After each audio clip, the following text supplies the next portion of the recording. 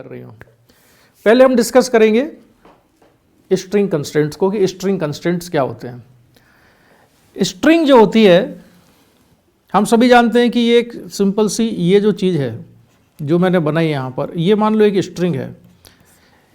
String के बारे में हम पहले भी एक चीज़ पढ़ चुके हैं कि स्ट्रिंग की हेल्प से हम किसी ऑब्जेक्ट को, किसी बॉडी को पुल तो कर सकते हैं। स्ट्रिंग से बांध के किसी चीज़ को पुल तो किया जा सकता है, लेकिन किसी चीज़ को पुश नहीं किया जा सकता, है ना। स्ट्रिंग से बांध के किसी चीज़ को खींच सकते हैं, धक्का नहीं दे सकते। तो स्ट्रिंग में अगर टेंशन है, अगर स्ट्रिंग में टेंशन है तभी वो किसी चीज़ पे फोर्स लगा सकती है, और जब स्ट्रिंग में टेंशन होता है तो वो केवल पुलिंग फोर्स ही लगाती है, धक्का नहीं दे सकती वो, है ना। ये चीज़ तो क्लियर है। तो स्ट्रिंग का जो कंस्ट्रेंट है वो ये होता है कि अगर स्ट्रिंग में टेंशन है, अगर किसी स्ट्रिंग में टेंशन है, मान लो मैं ये एक स्ट्रिंग बनाता हूँ जिसमें टेंशन है T के बराबर, तो अगर स्ट्रिंग में टेंशन है तो इसके हर एक पॉइंट की, मान लो एक पॉइंट मैंने ये बना दिया, एक ये बना दिया, एक ये बना दिया, ये बना दिया, एक पॉइंट है A, एक है B, एक C, D, E, तो इसमें हर एक पॉइंट की वेलोसिटी या स्पीड कहना चाहिए, हर एक पॉइंट की speed along the length of the string same होती है। अभी मैंने जो कहा उसको प्रोसेस होने में दिमाग में थोड़ा टाइम लगेगा तुमको। स्पीड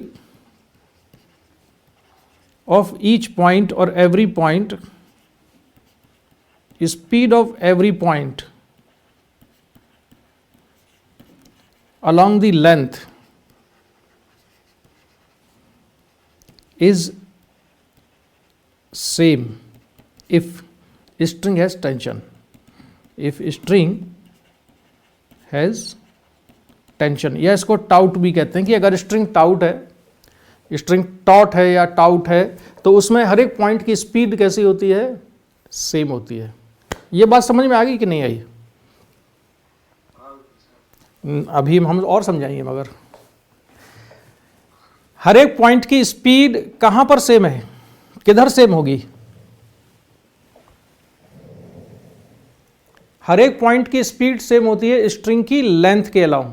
कहां सेम होती है? लेंथ के अलाउंग। कब होती है सेम? किन परिस्थितियों में सेम होती है? जब स्ट्रिंग में टेंशन हो, जब स्ट्रिंग में टेंशन होता है तब सेम होती है। ठीक है, ये याद रखना, जब स्ट्रिंग में टेंशन होगा तब हर एक पॉइंट की स्पीड सेम होगी स्ट्रिंग की लेंथ के अलावा। कहां पर सेम होगी? उस पॉइंट में, स्ट्रिंग के हर पॉइंट पे, हर पॉइंट की स्पीड स्ट्रिंग की लेंथ के अलोंग सेम होगी अगर स्ट्रिंग में टेंशन है। तो ये याद रहेगा स्टेटमेंट।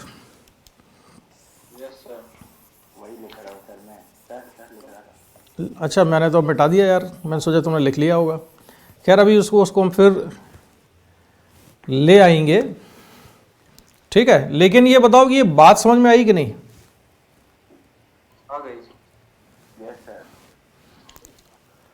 अच्छा, अब मैं इसको और थोड़ा ध्यान दूं कि एक मैंने पुली बनाई यहाँ पर, है ना, और एक बना दिया मैंने यहाँ पर ब्लॉक। ये है ब्लॉक ए, और यहाँ पर मैं बना देता हूँ ब्लॉक बी,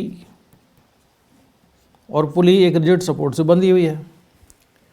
तो अगर ब्लॉक ए की स्पीड किसी इंस्टेंट पर है v, या ना वेलोसिटी इसकी नीचे की तरफ है, तो b की वेलोसिटी उतनी ही होती है ऊपर की तरफ, ठीक है। और इस स्ट्रिंग पर मैं जो भी पॉइंट बना रहा हूँ, जो तुम देख रहे हो ये डॉटेड, ये सारे पॉइंट की स्पीड कैसी है, सेम है। लेकिन ये कहाँ सेम है? स्ट्रिंग की लेंथ के अलोंग सेम है, ऐसे में, ऐसे में। स्ट्रिंग की लेंथ के परपेंडिकुलर स्पीड के सेम होने की कोई गारंटी नहीं है। मतलब कि इस डायरेक्शन में स्पीड इस पार्टिकल की, इस पॉइंट की, इस लेंथ के परपेंडिकुलर सेम हो भी सकती है, नहीं भी हो सकती है, उसके बारे में हम कुछ नहीं कह रहे। स्ट्रिंग कंस्ट्रेंट में हम जो क्लेम कर रहे हैं वो क्लेम ये है कि स्ट्रिंग की लेंथ के अलोंग हर पॉइंट की स्पीड सेम है अगर स्ट्रिंग में टेंशन है तो। बात समझ में आ गई है? yes. चलो आगे बढ़ते हैं अब हम इस पर। तो ये स्टेटमेंट लिख लेंगे आप, if string has tension then speed of each point along the length of the string is same. Second, when string has tension it can be considered as a rigid rod. एक rigid rod जो होती है ना, एक rod होती है rigid, उस rod के हर एक पॉइंट की स्पीड रॉड की लेंथ के अलोंग कैसी होगी, सेम होगी। तो वही कंडीशन किसके साथ है, स्ट्रिंग के साथ, कि स्ट्रिंग में अगर टेंशन है तो लेंथ के अलोंग हर एक पॉइंट की स्पीड सेम है। इसलिए हम ये मान सकते हैं कि स्ट्रिंग एक टेंशन की तरह से, सॉरी, एक रॉड की तरह से बिहेव करती है अगर उसमें टेंशन है तो। अगर स्ट्रिंग में टेंशन है तो उसको एक रॉड की तरह से कंसिडर किया जा सकता है, और अगर टेंशन नहीं होगा, स्ट्रिंग स्लैक हो जाएगी, ढीली हो जाएगी, तो फिर ये क्लेम बिल्कुल हम नहीं कर रहे हैं कि हर पॉइंट की स्पीड सेम होगी। ठीक है, ये कंस्ट्रेंट रिलेशन हो, ये कंस्ट्रेंट का मतलब हुआ। लेकिन ये तो हो गई थ्योरी, इसका असली मतलब समझ में कब आएगा, जब हम इस पर करेंगे न्यूमेरिकल प्रॉब्लम। तो पहले मैं तुमको इस रॉड के एग्जाम्पल से समझाऊंगा। स्ट्रिंग का एग्जाम्पल ना लेके पहले मैं रॉड का एग्जाम्पल लूंगा। उसका रीजन ये है कि अगर स्ट्रिंग में टेंशन हो तो उसको एक रॉड की तरह से मान सकते हैं हम। तो उसी तरह से मैं पहले रॉड का एग्जाम्पल ले रहा हूं। इसमें एक रॉड नजर आ रही होगी तुमको, कहीं पर कोई भी फ्रिक्शन नहीं है,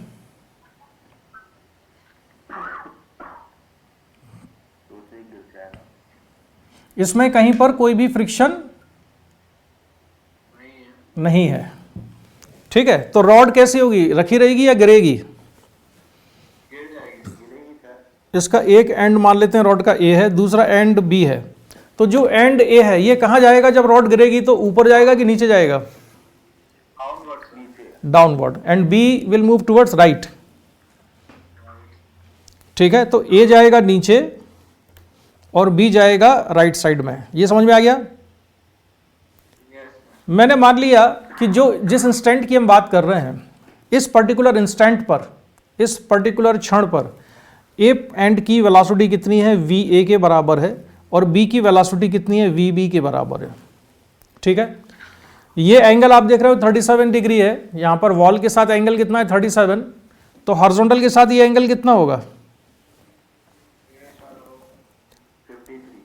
53 डिग्री होगा। 90 माइनस 37, ये एंगल है 90 डिग्री। ठीक है, अब ये देखो कि हमारा क्लेम क्या है कि रॉड के हर एक पॉइंट की वेलोसिटी सेम है। तो क्या वी ए और वी बी बराबर होंगे क्या? इसमें वी ए और वी बी का मैग्नीट्यूड बराबर होगा क्या? बोलो।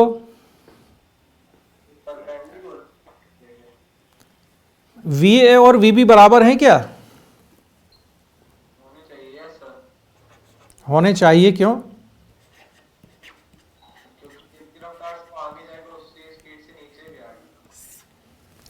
ये दोनों बराबर नहीं होंगे। इसलिए मैंने कहा कि जब तक मैं तुम्हें न्यूमेरिकल क्वेश्चन नहीं कराऊंगा तब तक तुम्हारे में दिमाग में ये चीज़ घुसेगी नहीं कि ये बराबर होंगे कि नहीं होंगे। मैंने बार बार स्टेटमेंट में रिपीट किया कि रॉड के हर एक पॉइंट की वेलोसिटी सेम है लेंथ के अलोंग। जो वेलोसिटी वी ए है, क्या ये रॉड की लेंथ के अलोंग है? वी बी लेंथ के अलोंग है क्या? नहीं है। ये भी लेंथ के अलोंग नहीं है। इसलिए मैं एक लाइन खींचता हूं यहां पर, देखो ये वाली लाइन, ये जो लाइन है ना, इसको हम कह रहे हैं कि ये लेंथ के अलोंग है। इस लाइन के अलोंग जो भी वेलोसिटी होगी वो सेम होगी। तो हमें करना क्या चाहिए कि ये जो वी ए और वी बी दिए हुए हैं, हमें इसको रिजॉल्व कर लेना चाहिए, इसके कंपोनेंट करना चाहिए।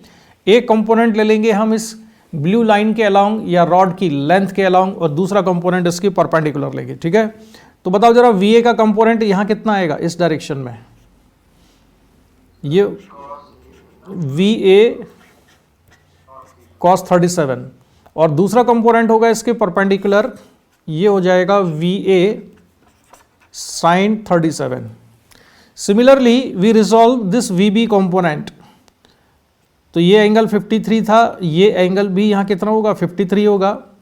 तो वी बी का जो कंपोनेंट है यहाँ पर इस रॉड की लेंथ के अलोंग, ये कितना आया, वी बी कॉस 53, और इसके परपेंडिकुलर हो जाएगा वी बी साइन 53। ये समझ में आ गया? कंफर्म? अच्छा, अब ये बताओ कि ये वाली जो वेलोसिटी है, ये जो मैंने सर्कल किया अभी इसको, ये दोनों वेलोसिटी इक्वल होंगी ना?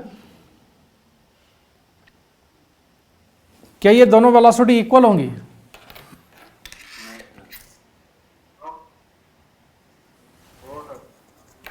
क्या ये दोनों वेलोसिटी इक्वल होंगी क्या?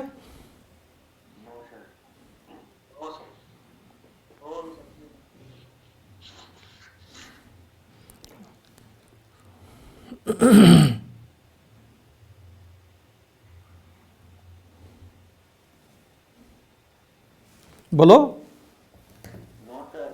क्यों नहीं होंगी? क्यों नहीं होंगी? सर साइन 37 डिग्री जो कंपोनेंट है, ये साइन 37 सर लेंथ के अलोंग नहीं है।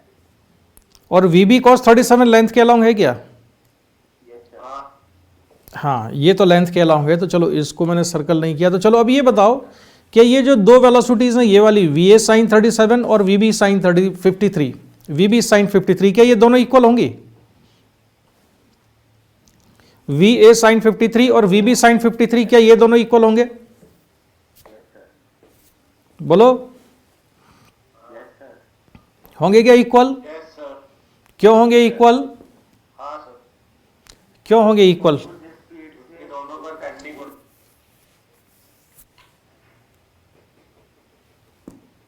ये इक्वल क्यों होंगे बताओ? दोनों क्योंकि परपेंडिकुलर है। हाँ, अपनी खुद की फिजिक्स का आविष्कार करो, खुद का लॉ बनाओ और कर दो बराबर। वेलोसिटी से नीचे जाएगा, उसी वेलोसिटी से तो सर उधर भी तो जाएगा सर जब वो गिरेगा। ये दोनों बिल्कुल इक्वल नहीं होंगे, ये दोनों रॉड की लेंथ की परपेंडिकुलर हैं। मैंने ये थोड़े बताया आज तुमको कि अगर रॉड की लेंथ की परपेंडिकुलर वेलोसिटी इक्वल होंगी। मैंने आज तुमको ये कहा कि रॉड की लेंथ के अलोंग वेलोसिटी सेम होती है, उसकी परपेंडिकुलर इक्वल होने का हम कोई क्लेम नहीं करते। वो इक्वल हो भी सकती है, नहीं भी हो सकती है। तो ये दोनों इक्वल होने की कोई गारंटी नहीं है। समझ में आई बात? ये दोनों इक्वल नहीं है, तो कौन से इक्वल होंगे? लेंथ के अलोंग कौन सी वेलोसिटीज हैं?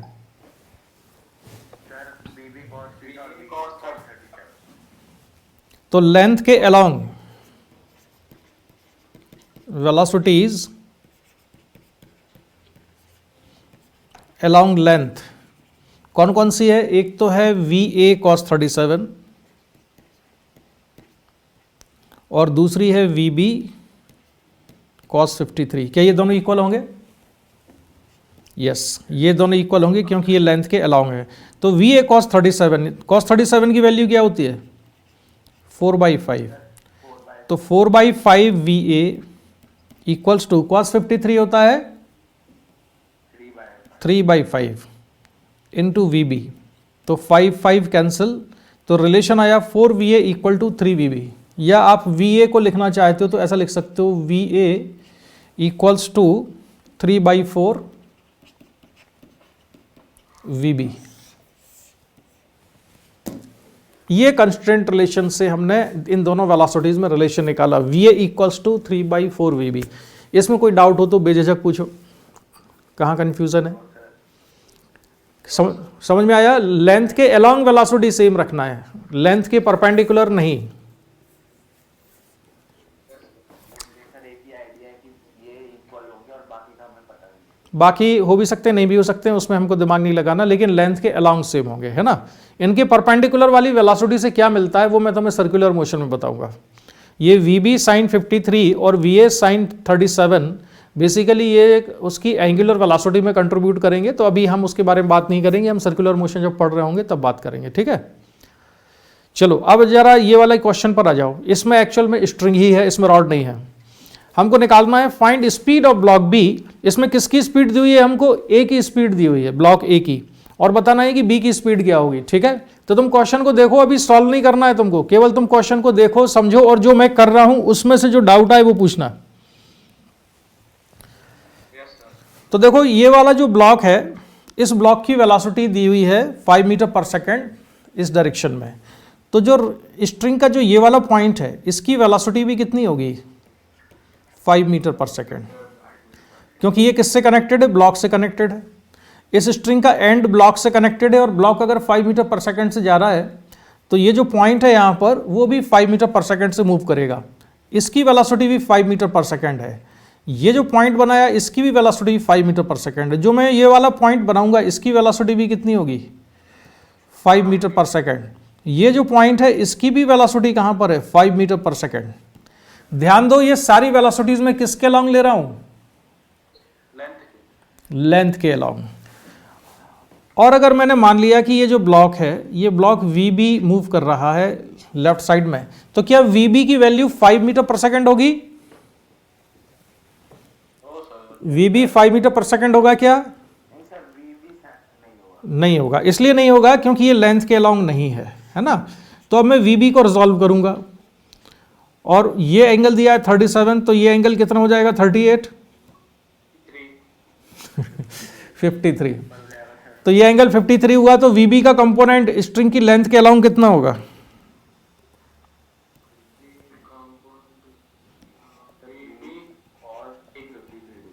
VB cos 53, और एक कंपोनेंट आएगा यहां पर VB sin 53।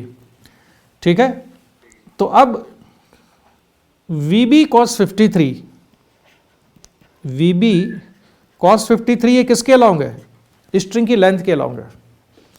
और स्ट्रिंग की लेंथ के अलॉन्ग हर पॉइंट की वेलोसिटी कितनी है, 5 मीटर पर सेकंड। तो इसको होना चाहिए 5। तो अब हम निकाल सकते हैं VB इंटू कॉस 53 की वैल्यू 3/5 इक्वल्स टू 5। तो यहाँ से VB कितना आ गया, 25/3। तो अगर एक ब्लॉक A की वेलोसिटी है 5 मीटर पर सेकंड, तो ब्लॉक B की वेलोसिटी है 25/3 मीटर पर सेकंड। इसमें कोई डाउट है?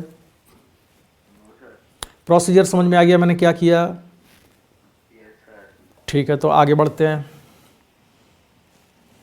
चलो इस वाले क्वेश्चन पर आ जाओ। इस क्वेश्चन को पहले समझो हो क्या रहा है।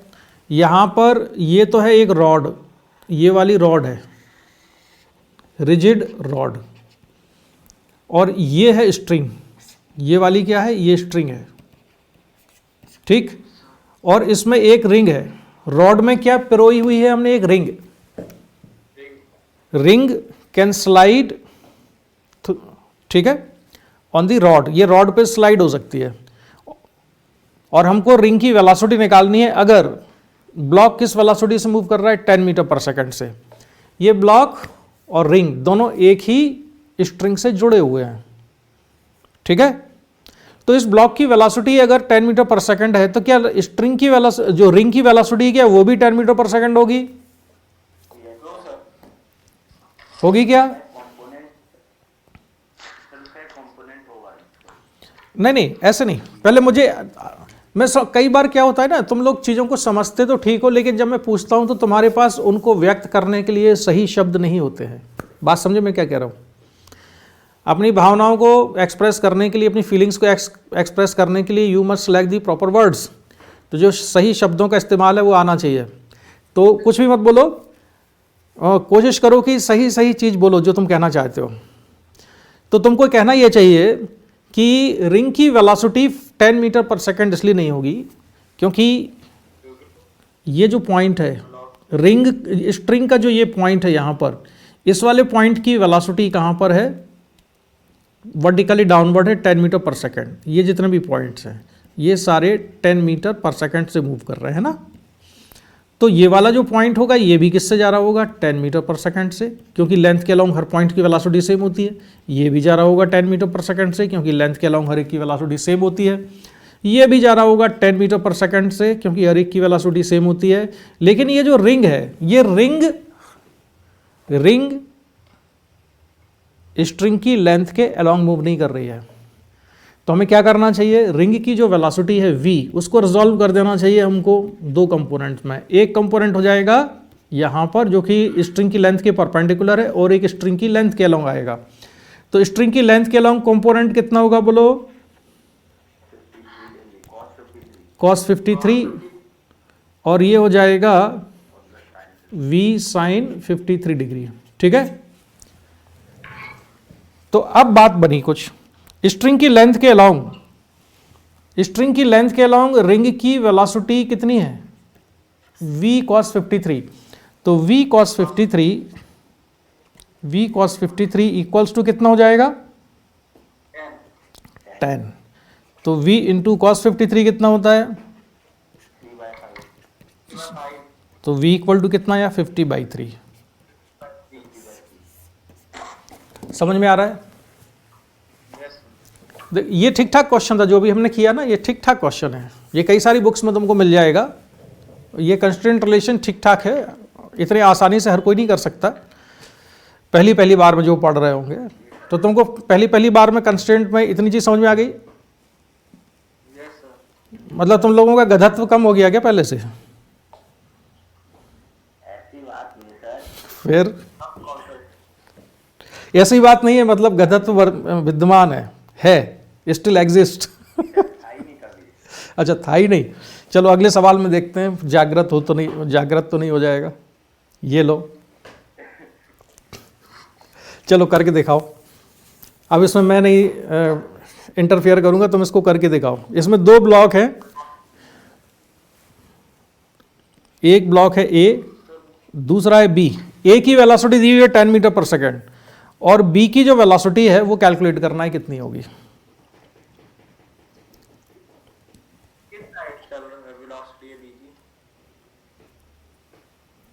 ये भी मैं ही बता दूं तो फिर बचेगा क्या?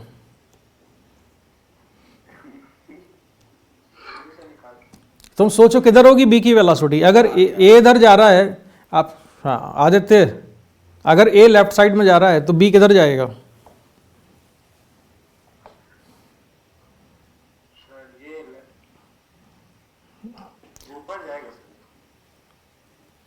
नहीं, इतनी तेजी से नहीं ले जा रहे हैं उसको, वो ग्राउंड नहीं छोड़ते हैं। दोनों ब्लॉक में ये दिया हुआ है कि वो रहते ग्राउंड पर ही है।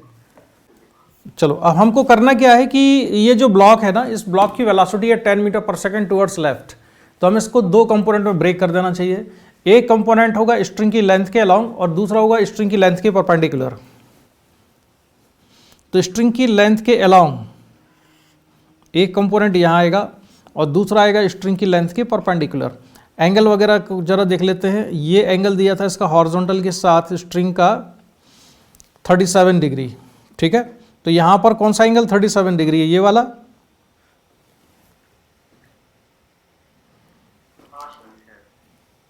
कि नहीं है ये वाला?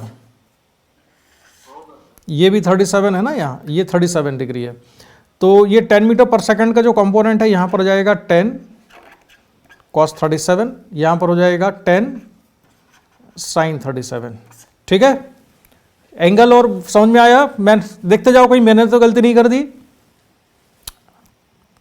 एंगल समझ में आ गया तुमको? तो इसमें स्ट्रिंग की लेंथ के अलावा कौन सा कंपोनेंट है? 10 sin 37 या 10 cos 37?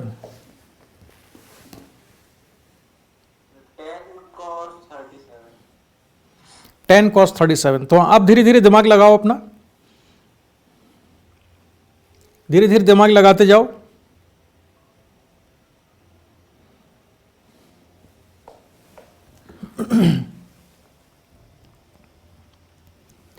इस पॉइंट की वेलोसिटी, स्ट्रिंग के इस वाले पॉइंट की वेलोसिटी जो मैंने अभी बनाया यहां पर, किस डायरेक्शन में होगी? इधर होगी। और कितनी होगी ये? 10 cos 37। अच्छा इसकी वैल्यू लिख लो, 10 cos 37 होगा कितना? 10 cos 37 की वैल्यू कितनी होती है? 4/5। तो ये हो जाएगा 8। तो मैं इसको लिख देता हूँ 8 मीटर पर सेकंड, लिखने में थोड़ा कंफर्टेबल रहेगा। तो ये 8 मीटर पर सेकंड है। तो इस पॉइंट की वेलोसिटी 8 है, इसकी भी 8 है। यहाँ पर जो पॉइंट है इसकी भी वेलोसिटी 8 होना चाहिए, इसकी भी वेलोसिटी 8 होगी, इसकी भी वेलोसिटी 8 होगी, इसकी भी वेलोसिटी 8 होगी। स्ट्रिंग की लेंथ के अलोंग हर एक पॉइंट की वेलोसिटी 8 होगी। तो बताओ अगर ब्लॉक बी की वेलोसिटी मैंने मान ली वी के बराबर, ठीक है, यहाँ पर, तो वी कितना होना चाहिए? वी कितना आना चाहिए?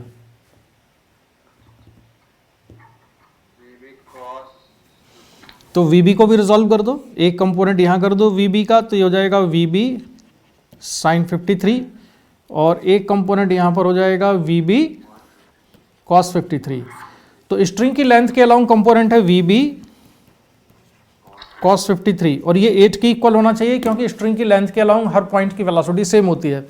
तो अगर वो वेलोसिटी मैंने ब्लॉक से निकाली स्ट्रिंग की लेंथ के अलाउंग तो वो भी उतनी ही आनी चाहिए जितनी कि दूसरे वाले ब्लॉक से स्ट्रिंग की लेंथ के अलाउंग निकाली थी, यानी कि 8 के बराबर। तो कितना हुआ VB into cos 53 3/5 equal to 8। तो VB कितना आया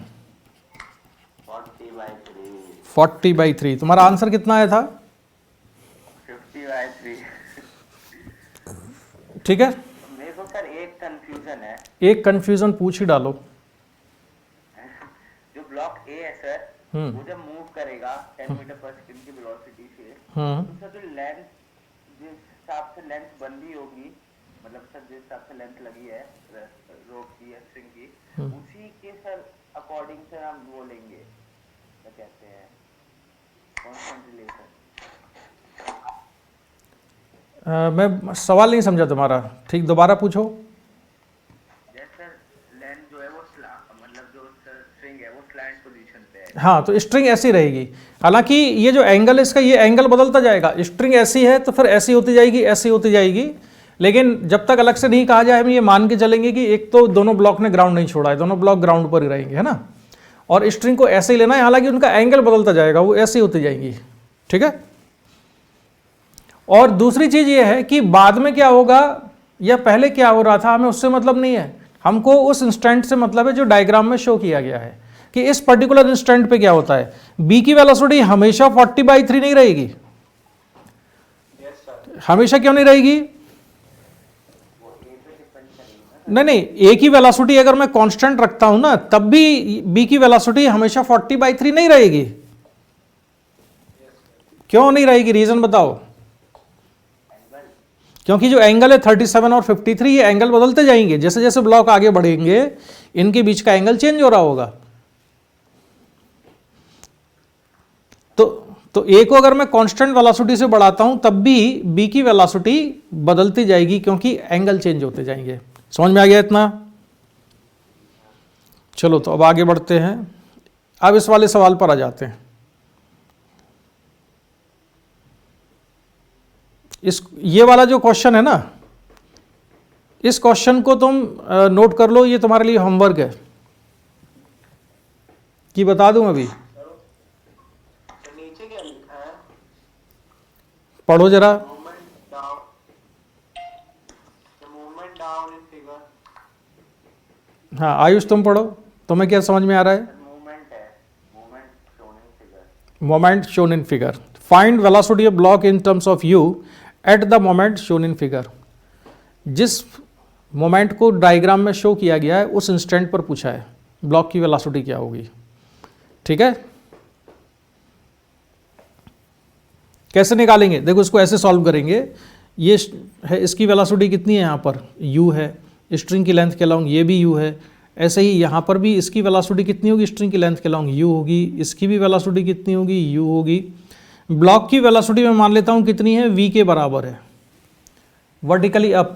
ठीक है, ऐसे ही जो ये वाला पॉइंट है ये भी किससे जा रहा होगा? नीचे u से जा रहा होगा। ये भी किससे जा रहा है? u से जा रहा है, स्ट्रिंग की लेंथ के अलाउंग। और ब्लॉक की वेलोसिटी को मैंने कहाँ मान लिया है? मैंने मान लिया है वर्टिकली अप, और इसको क्या लिखा है मैंने? v के बराबर। तो ब्लॉक की वेलोसिटी v और स्ट्रिंग की वेलोसिटी u दोनों बराबर नहीं होंगे। क्यों नहीं होंगे? क्योंकि ये दोनों चीज़ें लेंथ के अलाउंग नहीं है। तो मैंने ब्लॉक की वेलोसिटी का कंपोनेंट किया इधर, कितना किया मैंने? v cos theta. ब्लॉक की वेलोसिटी का कंपोनेंट किया v cos थीटा। तो ये v cos थीटा किधर है? स्ट्रिंग की लेंथ के अलाउंग है, इसलिए v cos theta equals to u होगा।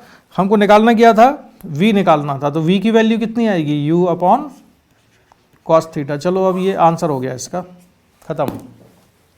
v equal to u by cos theta. समझ आ गया ये?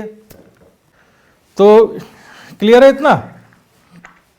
जी सर। चलो अगले सवाल पर नहीं, अब नेक्स्ट सिचुएशन पर आ जाते हैं। कंस्ट्रेंट रिलेशन अब हम पढ़ेंगे पुली ब्लॉक सिस्टम में। पुली ब्लॉक सिस्टम को और क्या कहते हैं?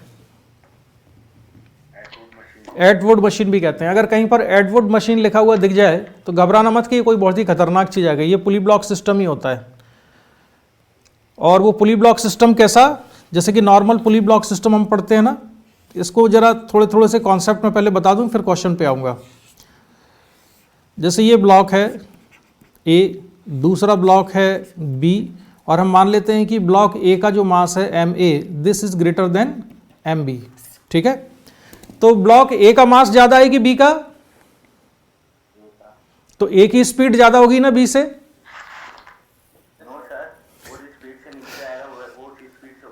हाँ, बस मैं देख रहा था तुम अटेंटिव हो कि नहीं तुम लोग। तो जिस स्पीड से ए नीचे आएगा उसी स्पीड से बी ऊपर जाएगा। ठीक है, अच्छा ये तुम निकाला कैसे? तुमको पता कैसे चला कि जिस स्पीड से ए नीचे आएगा उसी स्पीड से बी ऊपर जाएगा? ये कैसे पता चलता है? हाँ, ये कॉमन सेंस से पता चलता है तुमको मालूम, ये कॉमन सेंस लगाया तुमने। लेकिन अगर मैं फिजिक्स की टर्म्स में पूछूं कि ये दोनों इस इक्वल क्यों हैं तो कैसे बताओगे?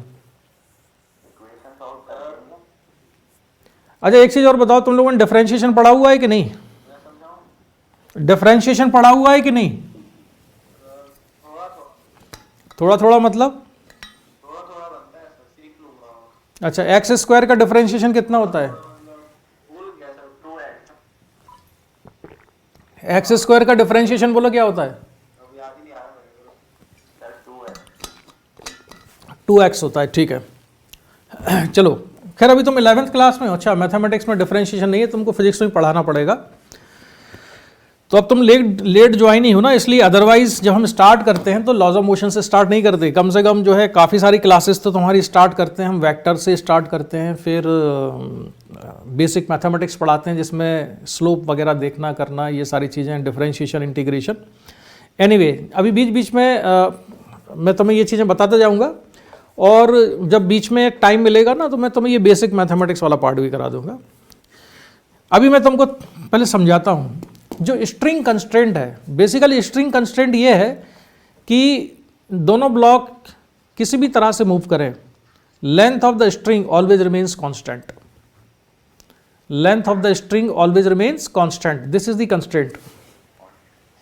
ये बात समझ में आई कि नहीं मैं क्या कह रहा हूं?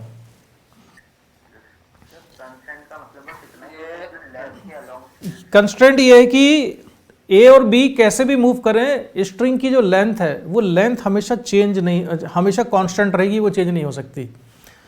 Length of the string is always constant whatever be the velocity of A and B. ये बात समझ में आई? तो अब इस कंस्ट्रेंट को मैं मैथमेटिकली कैसे लगाता हूं, जो तुमने कॉमन सेंस लगाया था ना, उस कॉमन सेंस को मैथमेटिकली कैसे यूज करेंगे वो बता रहा हूं तुमको। लेफ्ट साइड की जो स्ट्रिंग है, मैंने मान लिया कि इसकी लेंथ कितनी है, x1 है, या x1 ना लिख के मैं इसको xa लिखता हूं क्योंकि इससे ब्लॉक a कनेक्टेड है। राइट साइड वाली जो स्ट्रिंग है उसकी लेंथ को मैंने मान लिया कि वो है xb के बराबर। तो मैं कंस्ट्रेंट ये लगा रहा हूं कि xa plus xb equal to constant. ये समझ में आया? ये दोनों का सम कांस्टेंट होगा। अरे इसमें क्वेश्चन पूछो ना, कुछ दिमाग में चल रहा है तो यस यस मत करते जाओ। हाँ, एक नॉर्मल क्वेश्चन स्टूडेंट्स के दिमाग में ये आता है कि भाई ये वाली भी तो स्ट्रिंग होगी ना, ऊपर वाली। तो ऊपर वाली स्ट्रिंग की लेंथ में मान लेता हूं, कितनी मान लूं मैं इसको? मान लेता हूं कि ये x0 है ऊपर, तो मैंने मान लो ये x0 के बराबर है, ये वाली लेंथ है ना। तो ये तीनों मिला के कैसे रहेंगे? कांस्टेंट। अब मैं देखो इसमें एक्स ए कांस्टेंट रहेगा क्या?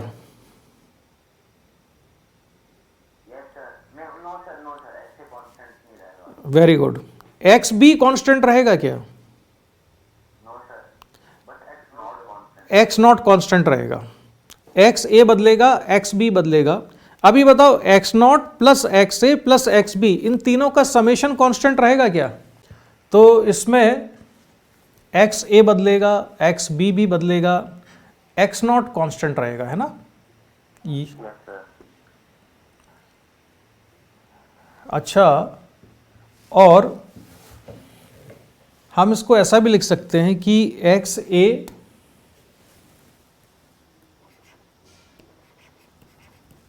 Plus X B equal to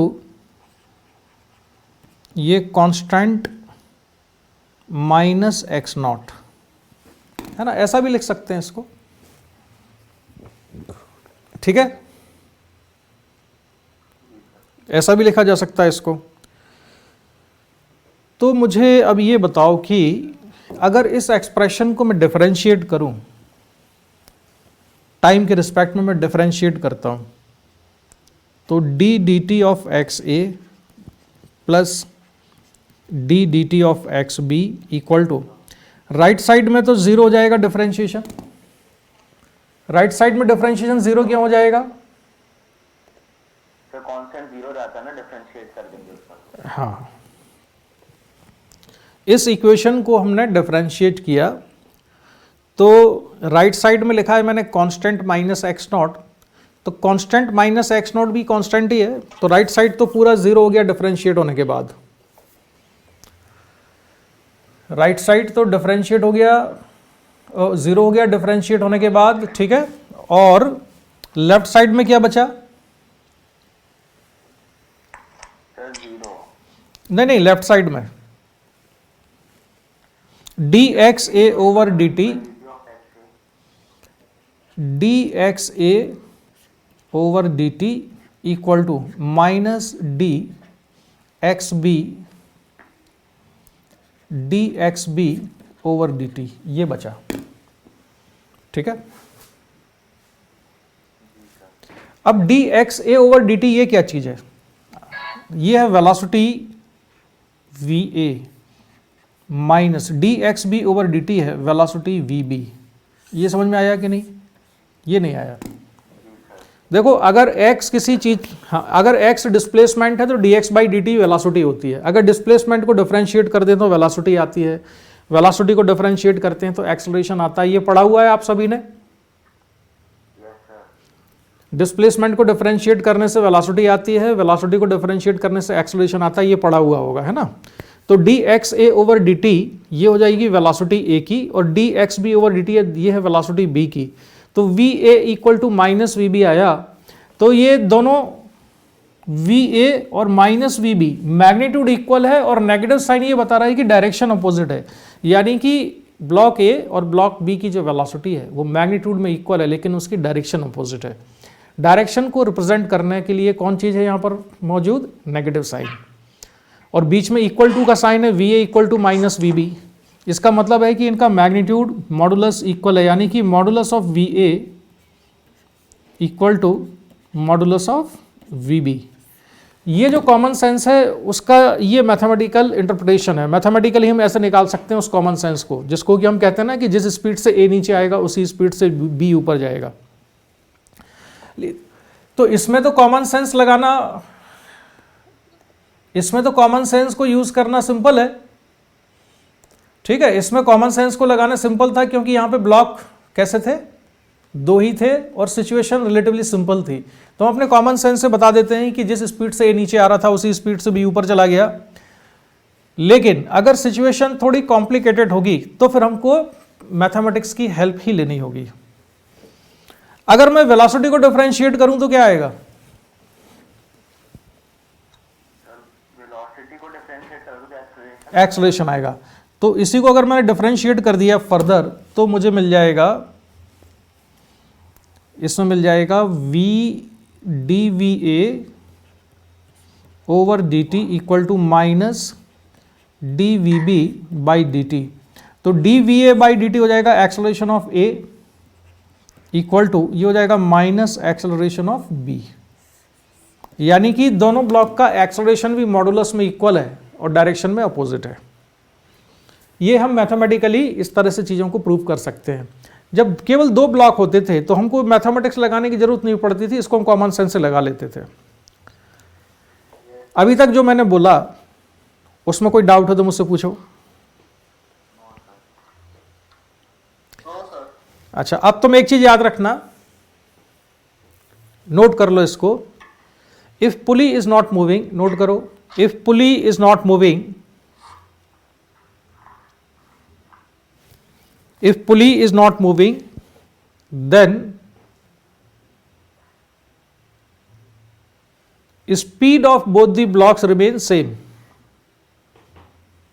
दोनों की स्पीड कब सेम होगी? जब पुली मूव नहीं कर रही हो। ये वाला जो क्वेश्चन था इसमें पुली केवल लटकी हुई थी, पुली मूव नहीं कर रही है इसमें, ना तो ऊपर जा रही है ना नीचे आ रही है, ना लेफ्ट जा रही है ना राइट जा रही है। इसमें पुली फिक्स्ड है। पुली फिक्स्ड है इसलिए दोनों ब्लॉक की स्पीड सेम है, या हम वेलोसिटी कहें तो वेलोसिटी का मॉडुलस सेम है और डायरेक्शन अपोजिट है। इसमें कोई डाउट? वैसे अगर मतलब स्पीड आ भी जाएगी तो दोनों का मैग्नीट्यूड तो सेम हो जाएगा? नहीं होगा, वही मैं बता रहा हूं तुमको अगले एग्जाम्पल में। ये तो अभी क्या था? स्टार्टर था, अभी प्रॉपर डिनर आएगा।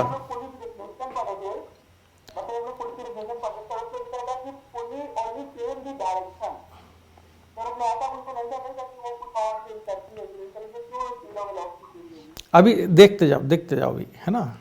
चलो ये वाला, इस वाली सिचुएशन पर आ जाओ। अब इसमें देखो क्वेश्चन में क्या हो रहा है।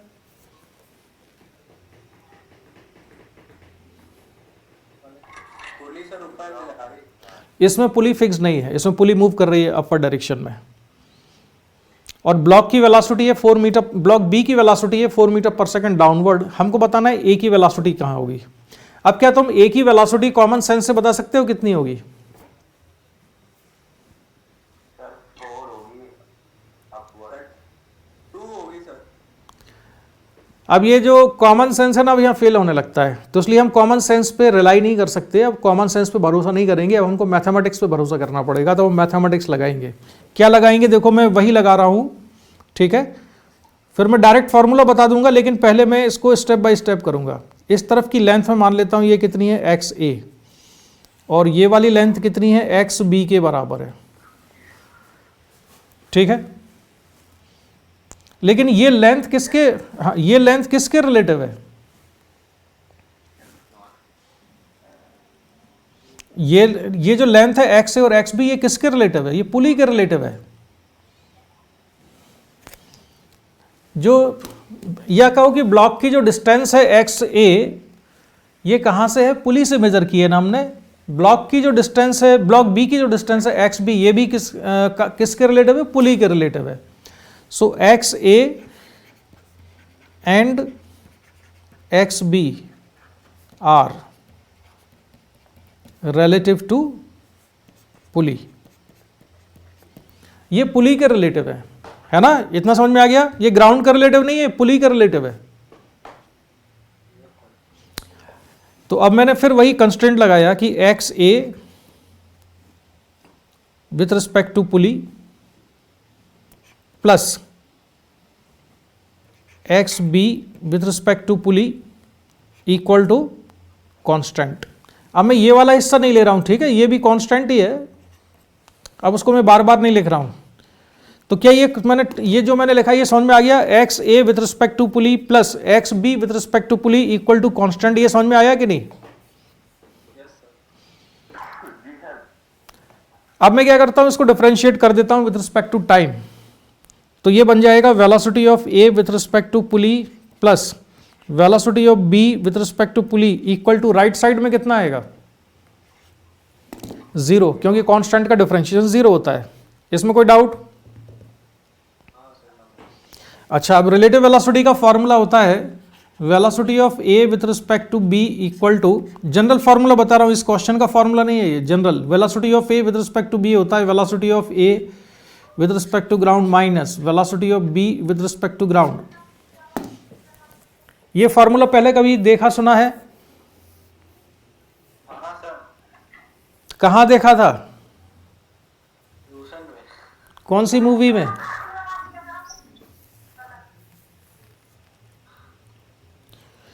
तो velocity of A with respect to pulley equal to velocity of A with respect to ground minus velocity of B with respect to ground, ठीक है। हालांकि ये इसके बारे में डिटेल में हम बाद में बात करेंगे जब रिलेटिव वेलोसिटी पढ़ रहे होंगे। अभी तुम्हारा काम इससे चल जाएगा। तो मैं अब यहां पर लिखता हूं velocity of A with respect to pulley को velocity of A with respect to ground minus velocity of pulley with respect to ground plus velocity of B with respect to ground minus velocity of pulley with respect to ground. समझ गए? ये equal to 0। इतना समझ आया? इसको relative velocity का formula लगा के मैंने ब्रेक कर दिया है। Velocity of A with respect to ground minus velocity of pulley with respect to ground plus velocity of B with respect to ground minus velocity of P with respect to ground. ठीक है, इसको simplify करें तो क्या दो term same है ना इसमें, velocity of pulley with respect to ground इधर भी है और इधर भी है, तो ये हो जाएगा velocity of A with respect to ground plus velocity of B with respect to ground equals to 2 times velocity of pulley with respect to ground. तो ये फॉर्मूला हमने डिराइव कर दिया basically, velocity of pulley with respect to ground equal to velocity of A with respect to ground plus velocity of B with respect to ground divided by 2। और अगर मैं ground हटा दूं तो तुमको याद रखने में सिंपल होगा ऐसे, velocity of pulley equal to velocity of A plus velocity of B divided by 2। ये फॉर्मूला है। ये बात समझ में आई? अब इस फॉर्मूले से मैं वैल्यू निकालूंगा किसकी, ए की। अभी ध्यान से समझते हैं ना, अभी मैंने डायरेक्शन के बारे में बात नहीं की है। अब देखो इसमें पुली की वेलोसिटी दी हुई है। नहीं सर, मैं वैसे पूछ रहा हूं प्रैक्टिकली पुली की वेलोसिटी मतलब। भाई पुली जिस वेलोसिटी से मूव कर रही होगी वो पुली की वेलोसिटी होगी, तो इसमें प्रैक्टिकली मूव कर रही है, इम्प्रैक्टिकली मूव नहीं कर रही है। तो पुली की वेलोसिटी कितनी है, 2 मीटर पर सेकेंड वर्टिकली अप। तो मैंने वीपी को कितना लिखा, वीपी को लिखा मैंने यहां पर 2, यहां लिख देता हूं, वीपी को कितना लिखा मैंने 2। अब ये जो 2 है ये किस डायरेक्शन में है,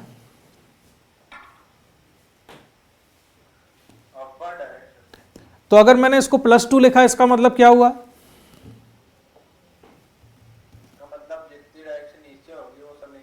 हाँ वेरी गुड वेरी गुड। इसका मतलब ये है कि मैंने अपवर्ड डायरेक्शन को पॉजिटिव ले लिया। इसका मतलब ये नहीं है कि अपवर्ड पॉजिटिव होता है, इसका मतलब ये है कि अगर मैंने अपवर्ड को पॉजिटिव लिया है तो डाउनवर्ड को मुझे नेगेटिव लेना होगा। तो मैंने इसको लिख लिया 2 इक्वल्स टू वी ए की वेलोसिटी कितनी है निकालनी है, तो ये लिखा मैंने वी ए, ठीक है। और बी की वेलोसिटी क्या लिखे यहां पर हम, -4। बी की वेलोसिटी को हम लिख देते हैं -4, वेरी गुड, डिवाइडेड बाई 2। तो इसको सिंप्लीफाई करने पर वी ए कितना आता है, वी ए आ जाएगा 8। और ये 8 पॉजिटिव आया कि नेगेटिव आया, इसका मतलब क्या हुआ, ए कहां जा रहा है, अपवर्ड जा रहा है। तो ए अपवर्ड जाएगा और उसकी वेलोसिटी होगी 8 मीटर पर सेकेंड। अब तुमको समझ में आया होगा कंस्ट्रेंट का थोड़ा मतलब। अब देखो जो पिछला वाला केस था सिंपल, जिसमें पुली फिक्स होती है, मैं तुम्हें उसमें ये रिलेशन लगा के दिखाता हूं। तो मैं इसको मिटा दूं जरा, और जो फॉर्मूला निकाला था अगर मैं सिंपल केस में लगाऊं, velocity of pulley equal to V A plus V B divided by 2। तो उसमें पुली की वेलोसिटी कितनी लिखेंगे, 0, क्योंकि पुली मूव नहीं कर रही है। तो V A plus V B divided by 2, तो इससे क्या आ जाएगा, V A equal to minus V B. तो इससे हमको पता चल गया कि दोनों की वेलोसिटी का मैग्नीट्यूड सेम है और डायरेक्शन अपोजिट है। समझ गए ये बात? चलो अगला सवाल, इसको बता दो जल्दी से, इसका आंसर क्या होगा। इसमें पुली की वेलोसिटी पूछी है, वीपी एक फिक्स है, ये अर्थ से कनेक्टेड है, यहां पर ये रिजिड सपोर्ट से कनेक्टेड है, ये फिक्स्ड है। यहां पर फॉर्मूला वही लगाना है, VP equals to V A plus V B divided by 2। VP क्या लिखोगे, निकालना है, वी ए क्या लिखोगे, इसको मैं मान लेता हूं ए, इस वाले एंड को मान लेता हूं बी। तो ए की वेलोसिटी कितनी लिखी, 0, बी की कितनी लिखेंगे, -4 डिवाइडेड बाई 2। तो वीपी कितना आ गया, -2। मतलब क्या हुआ इसका,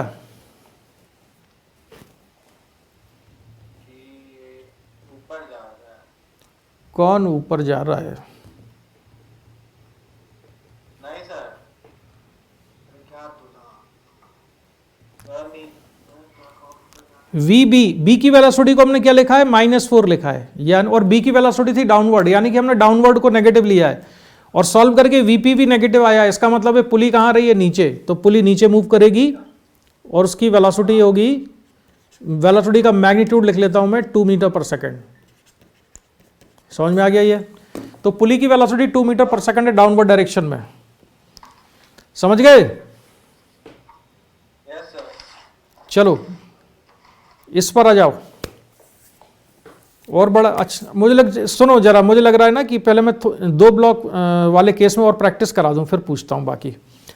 इसमें 3 आ गए हैं तो थोड़ा हैवी हो जाएगा क्वेश्चन। तो अब बताओ, मैं क्वेश्चन बना देता हूं यहां पर एक, वैसे ही प्रैक्टिस के लिए तुम्हें, कि ये है एक ब्लॉक, ये दूसरा ब्लॉक है और इसमें एक पुली है। तो पुली की वेलोसिटी है 4 मीटर पर सेकेंड। ठीक है? हेलो, अच्छा कोई बात नहीं, आ जाए तब हो जाना कनेक्ट है।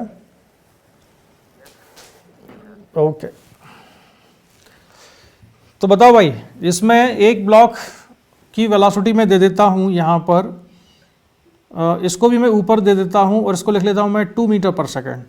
ये है ए। तो तुमको बी की वेलोसिटी निकालनी है, वी बी कितना होगा बोलो? 6 सर। कैसे निकालेंगे?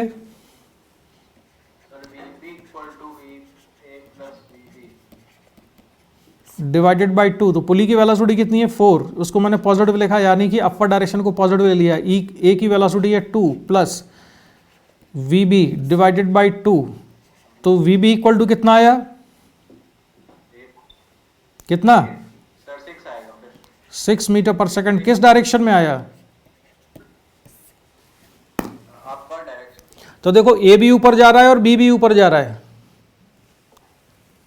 बात समझ में आई? ए भी ऊपर जा रहा है इसमें और बी भी ऊपर जा रहा है। तो अगर पुली मूव कर रही होगी तो जरूरी नहीं है कि एक ब्लॉक नीचे आए और एक ऊपर जाए। ऐसा भी हो सकता है कि दोनों ऊपर जा रहे हों और ऐसा भी हो सकता है कि दोनों नीचे आ रहे हों।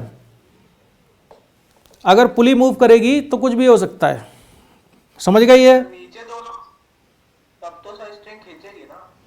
वो केस आएगा तो मैं समझाऊंगा तुमको।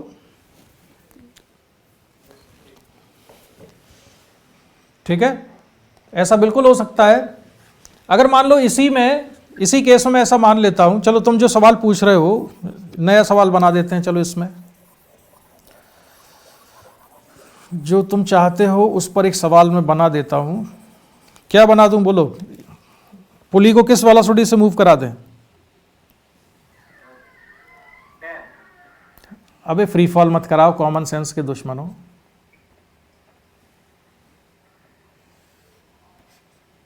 टेन से मूव कराओगे तो वो तो फ्री फॉल हो रहा होगा, स्ट्रिंग में टेंशन 0 हो जाएगा।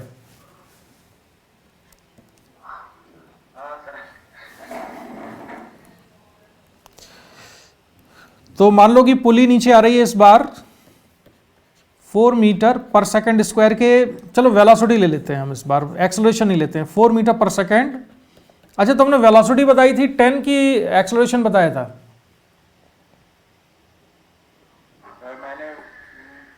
मैंने एक्सेलरेशन बताया था सर। हाँ, तो एक्सेलरेशन 10 नहीं लेना है। अब हम वेलोसिटी ले रहे हैं 4 मीटर पर सेकेंड और मैं मान लेता हूं कि ब्लॉक ए नीचे आ रहा है 3 मीटर पर सेकेंड से। तुमको निकालना है बी की वेलोसिटी क्या होगी। निकालो कितनी आती है। देर नहीं लगना चाहिए इसमें, जल्दी जल्दी करो। 5 सर। हाँ, कौन सा फॉर्मूला लगाया? VP equals to V A plus V B divided by 2। हाँ, पुली की वेलोसिटी कितनी लिखी? 4। और सर मैंने इस बार नीचे को पॉजिटिव ले लो, कोई बात नहीं, नीचे वाली डायरेक्शन को। तो ए की वेलोसिटी कितनी है? 3 plus V B divided by 2। तो कितना हो गया ये? 8 equal to 3 plus V B. तो वी बी कितना आया? और ये पॉजिटिव आया, मतलब इसकी डायरेक्शन किधर है? नीचे। तो बी भी नीचे आ रहा है 5 मीटर पर सेकेंड से। तो इसमें ए भी नीचे आ रहा है, बी भी नीचे आ रहा है और पुली भी नीचे आ रही है। तीनों ही डाउनवर्ड डायरेक्शन में मूव कर रहे हैं। समझ में आया? तो एक ब्लॉक नीचे आए, एक ब्लॉक ऊपर जाए, ये कब सही होता है? जब सर वो कौन फिक्स रहे? पुली सर। हाँ, जब पुली फिक्स रहेगी तब ही ऐसा होगा कि दोनों ब्लॉक का एक्सेलरेशन पुली के रिलेटिव मैग्नीट्यूड में इक्वल और डायरेक्शन में अपोजिट होगा। ठीक है, समझ आ गया? Yes sir. और प्रैक्टिस कराऊं इस पे या आगे बढ़े हम लोग? सर आगे बढ़े। लो तो फिर जरा ये वाला केस देखो। अब इसमें ब्लॉक 3 है और पुली 2 है। इसमें पुली मूवेबल है कि फिक्स्ड है? फिक्स्ड है सर, एक और मूवेबल है। एक पुली मूव कर रही है इसमें और एक फिक्स्ड है। Yes sir. हम मान लेते हैं ये है पुली P1 और ये मान लिया ये है पुली P2, तो इसमें P2 फिक्स्ड है और P1 मूवेबल है। ठीक है, P1 मूव कर रही है और P2 फिक्स्ड है। अब इसमें देखो कोई बहुत डिफिकल्टी नहीं है, इसमें भी तुमको एक चीज देखना है कि P1 अगर मूव कर रही है तो तुम P1 की वेलोसिटी मान लो किसी पर्टिकुलर डायरेक्शन में। किस डायरेक्शन में मानना चाहते हो P1 की वेलोसिटी, ऊपर या नीचे? सर नीचे आएगी। क्यों आएगी नीचे? तुम्हारा आंसर सही है, तुम्हारा आंसर सही है, लेकिन उसको एक्सप्लेन करो नीचे क्यों आएगी। सर क्योंकि P2 फिक्स है और सर C ब्लॉक हमारा ऊपर जा रहा है, तो कॉमन सेंस से P1 नीचे आएगा और प्रूफ भी किया हमने। हाँ, वेरी गुड वेरी गुड, गलत बहुत कम हो गया तुम्हारा। तो इसमें ब्लॉक सी जो है ना ये कैसा है, ऊपर जा रहा है। Block C is moving vertically up और पुली P2 फिक्स्ड है। इसका मतलब है कि पुली P2 के दोनों तरफ जो चीजें लटकी हुई होंगी सेम स्ट्रिंग से या उस वाली स्ट्रिंग से जो पुली P2 से पास हो रही है, उस स्ट्रिंग से कनेक्टेड दोनों चीजों की वेलोसिटी डायरेक्शन में अपोजिट और मैग्नीट्यूड में सेम होगी। इसलिए ये वाली जो पुली है P1 ये मूव कर रही होगी डाउनवर्ड डायरेक्शन में, तो मैंने इसकी वेलोसिटी को लिख लिया V1 है। ठीक है, अच्छा B की वेलोसिटी कहाँ होगी ये मुझे नहीं पता, तो मैंने क्या काम किया, B की वेलोसिटी को कहाँ लेना चाहते हो, नीचे या ऊपर? तो चलो इसको मैं मान लेता हूं कि ये VB है। अच्छा पुली की वेलोसिटी होगी कितनी? 4 मीटर पर सेकेंड। पुली P1 की वेलोसिटी 4 मीटर पर सेकेंड है क्योंकि पुली P1 उस स्ट्रिंग से कनेक्टेड है जो स्ट्रिंग फिक्स्ड पुली से मूव करती है, यानी P2 से। चलो अब क्वेश्चन सिंपल हो गया। अब तो क्वेश्चन किस फॉर्म में रिड्यूस हो गया कि ये पुली है P1 और उसके लेफ्ट साइड में एक ब्लॉक है, राइट साइड में एक ब्लॉक है, ये है A, ये है B। A मूव कर रहा है 3 मीटर पर सेकेंड से, B मूव कर रहा है नीचे VB से, और ये जो पुली है ये नीचे आ रही है 4 मीटर पर सेकेंड से। तो अब जल्दी से कंस्टेंट लगा लो, V1 equals to VA plus VB divided by 2। तो V1 यानी कि पुली P1 की वेलोसिटी ये है 4। अब डाउनवर्ड डायरेक्शन को पॉजिटिव लेना चाहते हो या नेगेटिव? तो चलो इसको मैंने पॉजिटिव लिख लिया +4। तो A की वेलोसिटी को क्या लिखेंगे हम, -3 प्लस B की वेलोसिटी मैंने नीचे ही ली है, या उसको सिंपल VB लिखो, अपने आप विद साइन आएगा। इसकी डायरेक्शन मत लो VB की वेलोसिटी को क्या मान लो कि वो अपने आप सॉल्व होके आ जाएगी। तो -3 प्लस VB बाई 2, तो VB कितना आ रहा है सॉल्व करके? 11 मीटर पर सेकेंड, और पॉजिटिव आ रहा है मतलब नीचे जा रहा है ये। तो B की वेलोसिटी डाउनवर्ड डायरेक्शन में 11 मीटर पर सेकेंड। इसमें कोई डाउट हो तो बताओ। इसमें कॉमन सेंस नहीं लगेगा, इसमें मैथमेटिक्स ही लगाना पड़ेगा जो हमने अभी लगाया।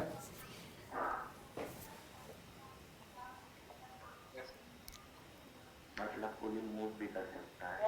आ जाओ, इसमें अब 3 पुली है और बढ़ा देते हैं पुली। ये हेलो हेलो क्यों कर रहे हो?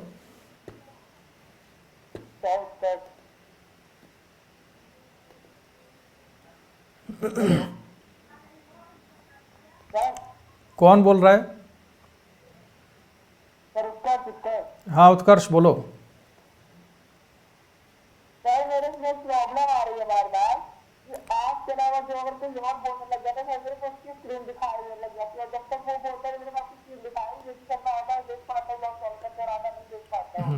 ये समस्या आदित्य के साथ भी आई थी। आदित्य तुमको ना समझा देगा क्लास के बाद क्या करना होता है। इसके लिए तुमको पिन करनी होगी मेरी स्क्रीन पर डबल क्लिक करो तो वही दिखती रहेगी।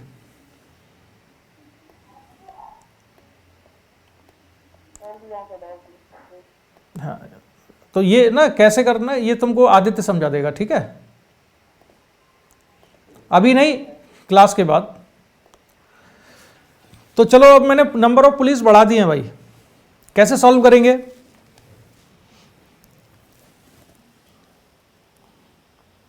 इसमें एक पुली फिक्स है ना? क्यों भाई, कौन सी वाली पुली फिक्स है? ये वाली, ये पुली फिक्स। इसको नाम दे दूं मैं, पुली को कुछ नाम दे दूं? इसको नाम दे देते हैं हम P1, इसको मान लेते हैं ये है P2 और इसको मान लेते हैं कि ये है P3। तो इसमें P1 फिक्स्ड है, और अगर P1 फिक्स्ड है तो P1 के दोनों तरफ उससे पास होने वाली स्ट्रिंग से जो चीज़ें कनेक्टेड हैं उन दोनों की वेलोसिटी डायरेक्शन में अपोजिट और मैग्नीट्यूड में सेम होना चाहिए। इसका मतलब ये हुआ कि पुली P2 की जो वेलोसिटी है वो किसके बराबर होगी? Vp2 किसके बराबर होना चाहिए? Vp3 के मॉडुलस में, और डायरेक्शन में अपोजिट होना चाहिए। यानी कि अगर P2 पुली नीचे जाएगी तो P3 ऊपर जाएगी, और अगर P2 ऊपर जाती है तो P3 नीचे आएगा। ये समझ में आ गया? थोड़ी दिक्कत हो रही है लगता है इस वाले में, थोड़ा हैवी हो गया सवाल। नींद आ रही है?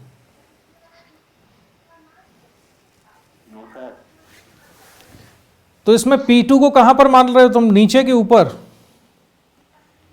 मान लो ये नीचे जा रहा है, P2 को नीचे मान लेते हैं, Vp2 लिख दिया मैं। खुद नीचे मान सकते हैं कि नीचे जा रहा है ऊपर जा रहा है। किसी एक को तो नीचे और दूसरे को ऊपर मानना पड़ेगा पुली P2 और P3 में, लेकिन दोनों को अपोजिट लेना पड़ेगा। इसको मैंने V2 को मान लिया नीचे और इसको मान लिया मैंने ऊपर। अगर ये डायरेक्शन गलत होंगी तो सॉल्व करने के बाद विथ नेगेटिव साइन आंसर आएगा, ठीक है? अब मैं इक्वेशन लिखता हूं फॉर P2, यानी Vp2 इक्वल्स टू V1, या फॉर्मूला ये हो जाएगा Vc plus Vd divided by 2। C और D कर लिया मैंने क्योंकि A B C वहाँ पर दिए हुए थे। तो Vp2 की वेलोसिटी कितनी है? V2 है, और किस डायरेक्शन में? नीचे है। अगर नीचे वाली डायरेक्शन को हमने पॉजिटिव लिया होता तो Vp2 को मैं लिख लेता हूँ पॉजिटिव, Vp2 को मैंने लिखा पॉजिटिव। अब Vc की वेलोसिटी किधर है? नीचे, तो उसको भी पॉजिटिव लिख लेते हैं 8 प्लस, और ये है Vd। ये D नज़र आ रहा है तुमको कि नहीं, कि वो कुछ और नज़र आ रहा था? इसको मैं बना देता हूं, ये D है। अब Vd कितना है बताओ? Vd का मतलब है, इसकी बात कर रहा हूं मैं, इसकी वेलोसिटी तो 0 है। सर ये तो कनेक्टेड है ना किसी से? हाँ, तो इसलिए 0 रख देंगे उसकी वैल्यू। तो Vp2 कितना आ गया? 4 आ गया। तो Vp2 आ गया है 4। अब यही फॉर्मूला पुली P3 पर लगाओ और मुझे बताओ कि A की वेलोसिटी कितनी आती है। अच्छा, V3 कितना होगा या Vp3 कितना होगा?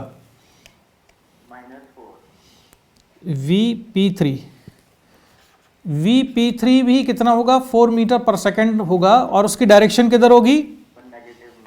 उसकी डायरेक्शन होगी अपवर्ड। देखो, नेगेटिव पॉजिटिव होना इस बात पर डिपेंड करता है कि हमने साइन क्या सेलेक्ट किया हुआ है। तो बताओ जल्दी से, अगर तुम लोग ये निकाल दोगे तो बड़ा मजा आ जाएगा। इसका सही आंसर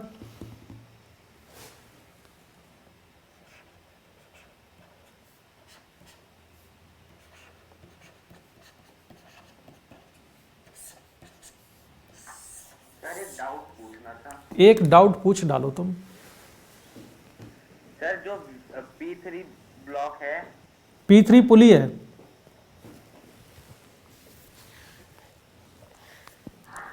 सर जो P3 ब्लॉक है P3 पुली है, उसमें हम नेगेटिव वेलोसिटी ले सकते हैं। P3 पुली है। वही सर, उसको नेगेटिव वेलोसिटी ले सकते हो। हाँ, मतलब तुम ये पूछना चाह रहे हो कि VP3 को क्या हम नेगेटिव ले सकते हैं? बिल्कुल ले सकते हो, लेकिन तब तुमने नेगेटिव ले सकते हैं मतलब नीचे या ऊपर, क्या पूछना चाह रहे हो? सर जैसे हमने V2 पॉजिटिव लिया तो हमें VP3 नेगेटिव लेना पड़ेगा या चॉइस है? नहीं नहीं नहीं नहीं, देखो V2 को तुमने पॉजिटिव लिया तो तुमने ये मान लिया कि नीचे वाली जो भी वेलोसिटी लिखोगे तुम इस फॉर्मूले में, वो नीचे वाली वेलोसिटी को कैसे लिखोगे? पॉजिटिव। तो अपवर्ड डायरेक्शन वाली कैसी हो जाएगी? नेगेटिव हो जाएगी। तो अब जब ये वाला फॉर्मूला हमने लगा लिया है तो वो पॉजिटिव और नेगेटिव केवल इस वाले फॉर्मूले के लिए सिलेक्ट किए थे हमने। जब तुम नया फॉर्मूला लगा रहे हो Vp3 equal to VA plus VB/2, तो यहां पर फिर से तुम साइन अपने हिसाब से मान सकते हो कि किसको पॉजिटिव लेना है, किसको नेगेटिव लेना है।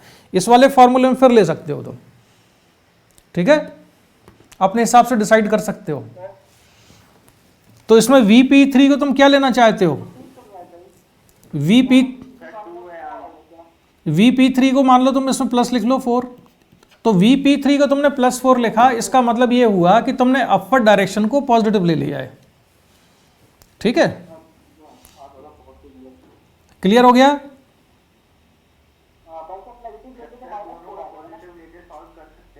हाँ, अब VA कितना है ये निकालना है।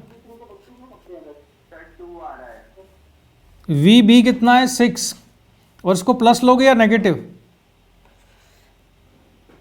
6 को प्लस क्यों लेंगे? क्योंकि हमने Vp3 की वेलोसिटी 4 प्लस ली है।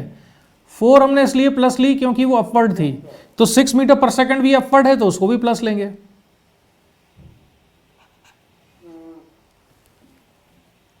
तो VA कितना आया सॉल्व करके?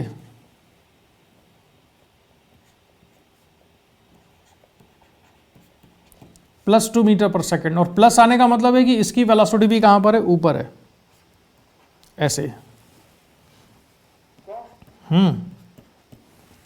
आपने जो ऊपर Vp3 लिया है तो 4 मीटर पर सेकंड, तो आपने बोला था उसमें नेगेटिव डायरेक्शन आपने कुछ बोली थी ना सर? उसमें नेगेटिव डायरेक्शन आपने कुछ बोली थी ना, इसमें नेगेटिव डायरेक्शन लगेगी। देखो, कोई भी डायरेक्शन ना तो नेगेटिव होती है ना पॉजिटिव होती है। किसी भी डायरेक्शन को आप पॉजिटिव मान सकते हो, लेकिन शर्त यह है कि उसकी अपोजिट वाली डायरेक्शन को नेगेटिव लेना होगा। डायरेक्शन अपने आप में पॉजिटिव नेगेटिव नहीं होती।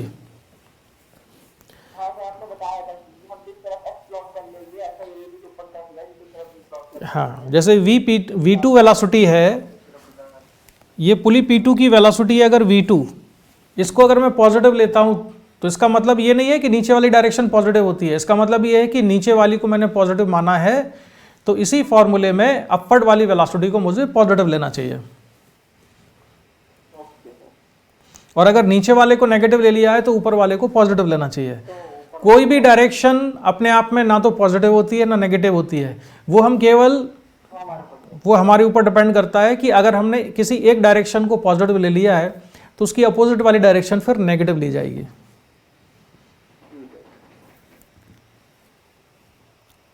और कोई चीज जैसे वेलोसिटी कहीं पर -5 मीटर पर सेकंड आती है कहीं वेलोसिटी, तो -5 मीटर पर सेकंड का मतलब ना तो अपवर्ड है ना डाउनवर्ड है ना राइट है ना लेफ्ट है। -5 का मतलब सिंपल ये है कि जिसको आपने पॉजिटिव लिया था ये उसकी अपोजिट डायरेक्शन में है।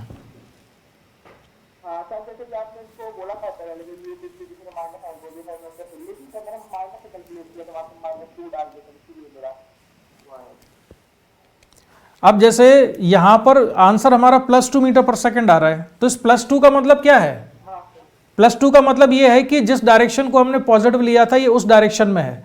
हमने कौन सी डायरेक्शन को पॉजिटिव लिया है? अपवर्ड, तो इसका मतलब ये कि अपवर्ड डायरेक्शन में है।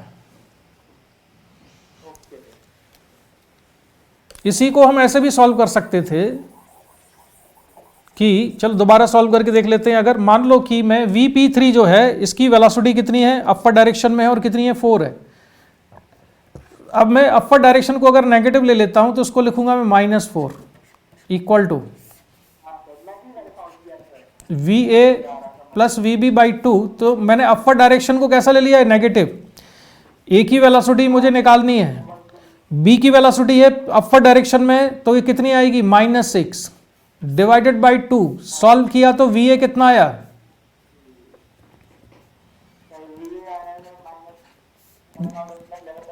-2। तो माइनस का मतलब इस बार क्या है हमारे लिए, अपवर्ड या डाउनवर्ड?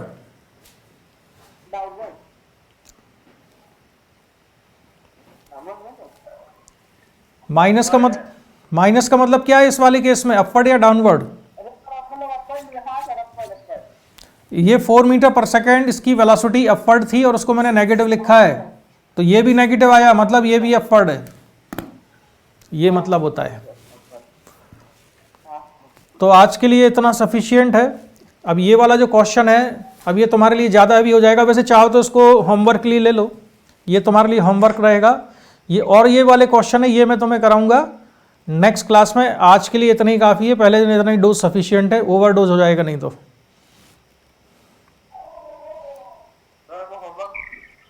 हाँ ये बना लो, इसको होमवर्क में करना, ठीक है। हालांकि मैं नेक्स्ट क्लास में भी डिस्कस करूंगा इसको। और आज की क्लास को करते हैं यहीं पर कंप्लीट। कोई डाउट हो तो नेक्स्ट क्लास में तैयार रख के बैठना, तो वो डाउट भी तुम्हारा मैं क्लियर कर दूंगा, ठीक है। Bye bye.